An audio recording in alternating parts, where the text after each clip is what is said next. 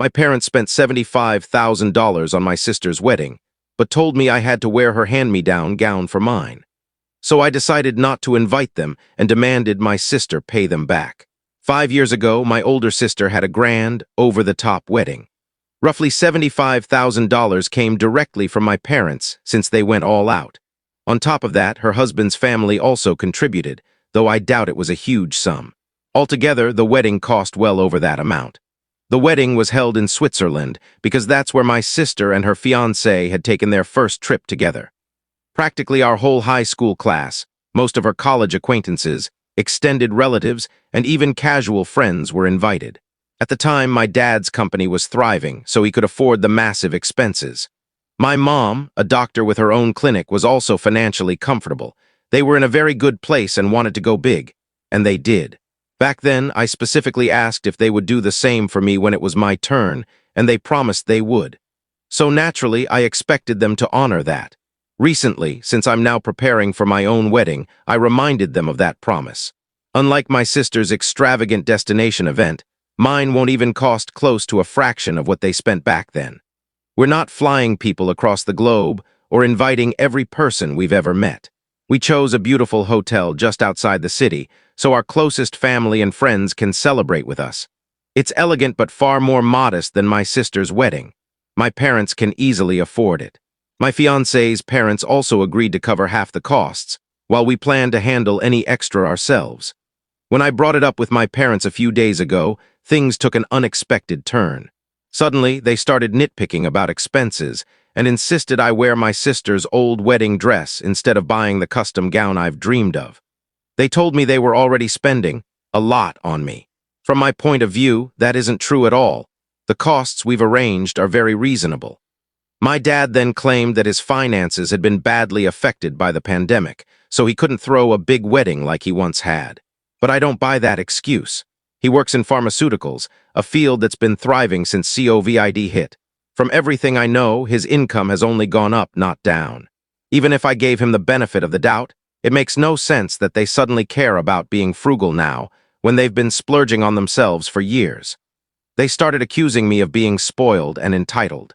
I was furious and told them that if they couldn't keep their word, then maybe I'd cut them out of the wedding altogether. After that argument, I stopped talking to them, even though they've been trying to contact me since. My sister sided with them and said I'm being immature. She and my parents think I'm acting like a brat. To be fair, I've always worn my sister's hand-me-downs, clothes, shoes, you name it. I didn't mind before because she has good taste and I admired her. But now, on my wedding day of all days, I want something of my own. My fiancé has mixed feelings. He says it's my parents' money, so they should be able to spend it however they want.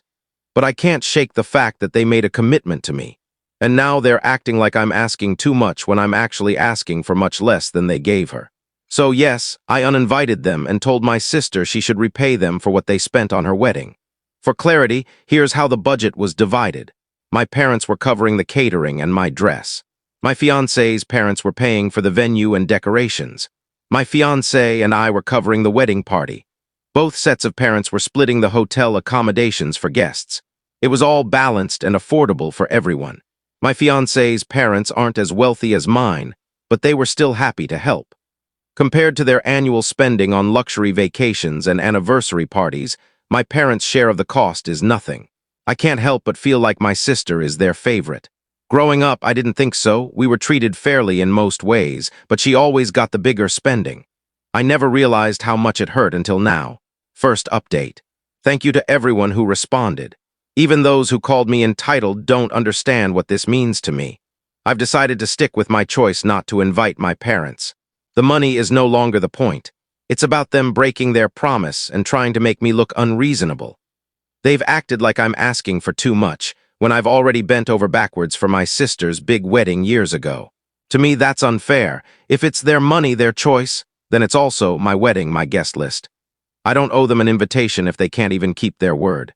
Second update, it's been 9 days since I last spoke with my parents. I've ignored all their calls and messages, and I haven't spoken to my sister either. She doesn't understand what I'm going through. She's always gotten whatever she wanted, while I've had to fight for the bare minimum. Yesterday, my parents finally broke their silence. Instead of talking to me, they contacted my fiancé. They asked him to talk some sense into me and tell me to apologize, but he stood his ground. He told them it's not his job to parent me. I'm an adult who makes her own choices. He made it clear this was between me and them, not him. His bluntness upset them, and they stopped responding after that. I was frustrated they dragged him into this at all. He was right. This is my conflict with my parents, not his. This isn't just about money. It's about the emotional weight of their broken promise. They can't just pretend it was never said. They need to admit they're wrong, or else I'll move on without them. If that means downsizing the wedding and dipping into my savings, so be it. My dignity matters more. Third update. After my fiancé shut them down, my parents stopped trying to contact either of us. I assumed they gave up, so I began planning the wedding without including them at all. I no longer expect their financial support since they clearly won't honor their promise. And that's fine. I'd rather cut corners than beg for help they'll hold over my head. My sister, however, won't leave me alone. She keeps telling me I'm being irrational, that this isn't like me. Maybe before I would have let things slide for the sake of peace, but not this time. I can't forgive them for breaking their word and then blaming me. If they truly cared, they'd show it. Instead, they're waiting for me to cave.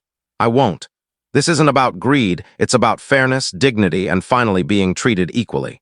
Still, I eventually hit my breaking point and felt the need to stand up for myself. I couldn't keep letting my family treat me like a lesser member and just tolerate it forever. I'm an adult now, and if they don't want to support me, that's fine. What bothers me is the way they've tried to make a mockery out of me. I thought they had finally stopped reaching out, but last night, they sent me another long message. In short, they were upset with the way I've been handling things, saying that if I'd only given them a chance and talked things out properly, none of this would have blown up. According to them, I've been dismissing their perspective and acting controlling, while they painted themselves as the ones suffering from my entitled behavior. But from my perspective, that couldn't be further from the truth. They ended the message by saying there was still room for us to reconcile, and they really wanted me to respond. But even then, they refused to reflect on their own behavior or even entertain the idea that they might have been wrong. That's what frustrated me the most. So I wrote back telling them I wouldn't continue this back and forth unless they were willing to admit there was at least some truth to what I'd been saying. If they couldn't acknowledge that, then any further conversation would be pointless. After that, I waited, but they didn't reply right away. A few hours later, my mom called me. She said she didn't want to fight anymore and wanted to talk things through. My dad was there too, and they put me on speakerphone, telling me to say everything on my mind. For the first time in weeks, I laid everything out, all the thoughts I'd been holding in. But when I finished, it was like they hadn't even listened. They went right back to talking over me, making excuses and completely ignoring my points. I realized they'd only let me speak first as a formality, not because they actually cared what I had to say. They kept framing themselves as victims and claimed they didn't understand my request, even though I had been extremely clear. Then they said it was unreasonable for me to expect them to spend so much on my wedding since it was their money. They insisted that when they made that promise years ago, their finances were different, and if I had chosen to marry sooner, things would have been fine. I pointed out that their lifestyle hadn't changed at all. They've still been spending lavishly without hesitation. They had no real answer for that, so they doubled down and said it didn't matter, because it was ultimately their choice where the money went. When I reminded them it was also my wedding, and I could invite or exclude whoever I wanted, they got defensive. From there, they resorted to personal insults. I decided to start recording the conversation at that point. They accused me of being selfish, arrogant, and ungrateful, and even claimed they regretted trying to make peace. Their tone turned downright nasty. My mom told me that regardless of how angry they were, I was still their daughter, and because of that, they would always be tied to me, and to my wedding. She said if I wanted to exclude them, it would reflect poorly on me, not them. Then she added that they didn't care about my wishes anymore. It became clear they'd already written me off. They said if I didn't apologize, they would disown me officially and no longer consider me their daughter. At that point, I told them to go ahead. I didn't want to be connected to them after the way they'd treated me. That really set them off, and they started cursing me out. I ended the call without listening to any more of it. After calming down a little, I sent the recording and a detailed breakdown of the conversation to my sister. I wanted her to hear exactly how our parents had spoken to me, word for word, so she could no longer deny what was happening. I reminded her that these were the same people she had been defending all along. I've always respected my sister, and we've usually been close. That's why I wanted her to see the truth for herself. Honestly, I expected her to side with them again, to say their anger was justified and excuse the personal attacks. But she didn't. Instead, she admitted she hadn't realized just how cruel they'd been. She apologized to me, saying she should have taken my feelings seriously earlier. She even told me she planned to confront them and ask them to apologize. That was the first time I felt like she was truly on my side. Later that night, she called me again. She sounded emotional and said she regretted not seeing things sooner. I broke down crying and vented about everything I'd bottled up. She admitted that she had been blind, letting our parents convince her I was the villain, when really I'd just been asking for fair treatment. She also told me that after she stood up for me, they turned on her too. They told her to mind her own business and were harsh with her for even suggesting they owed me an apology. The moment she stopped agreeing with them, they lashed out at her. That's when she realized how manipulative they really are. She said if they refused to apologize, she was ready to cut contact with them as well. I told her she didn't have to go that far, but she insisted. It was about principle. She wanted to make things right with me, and she didn't want me to feel alone in this.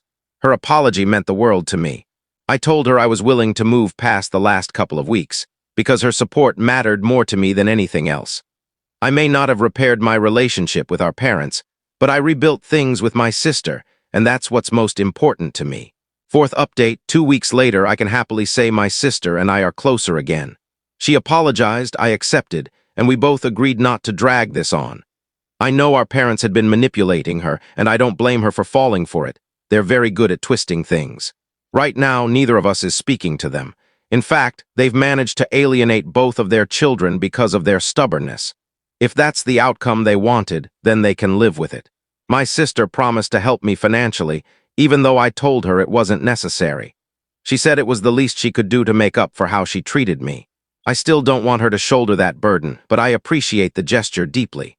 The wedding won't be as extravagant as it could have been with my parents' support, but at least I won't have to cut everything down to the bare minimum. We found a middle ground, and for that, I'm grateful. As for my parents, no apology from them could undo the damage at this point. They won't be at my wedding, and I don't see them being part of my future either.